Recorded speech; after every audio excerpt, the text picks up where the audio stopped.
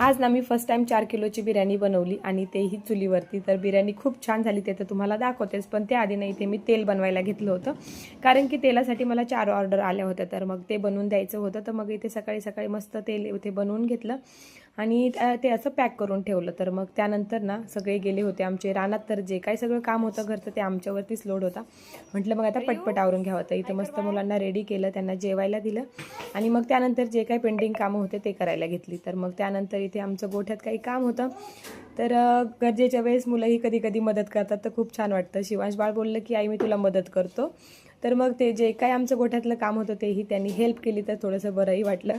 हे सगळं ना त्याच्या मूडवर चालू होतं, तर त्याला नको बोललं तरी हे त्याचं सगळं चालू होतं. मुलांनाही कधीतरी अशा गोष्टी करायला छान वाटतं. आणि त्यानंतर हे जे काही लेडीज आहेत ना, तर ह्या सगळ्या कांदे लावण्यासाठी होत्या. तर एवढे सगळे कांदे त्यांना लावायचे होते आणि मेन म्हणजे हे सगळे पाण्यात. तर त्याही बिचारा थकून जात्यानंतर घरचे सगळे बोलले आपण त्यांच्यासाठी आज बिर्याणी बनवूयात. तर इथे मी बिर्याणी बनवायला घेतली. 4 किलो राईस आणि 4 किलो चिकन, असं 8 किलोची बिर्याणी बनवायची होती. आणि मला तर खूप जास्त टेन्शन आलं होतं, कारण की एवढी मोठी बिर्याणी मी फर्स्ट टाईम बनवत होते आणि चांगली होईल का नाही हेही माहिती नव्हतं. तर मस्त सगळं मटेरियल वगैरे कट करून घेतलं, छान फ्राय करून घेतलं. आणि चुलीवरचा बेत असेल तर छान होतं, गॅसवर तर काही पॉसिबल नव्हतं एवढं मोठं बनवणं.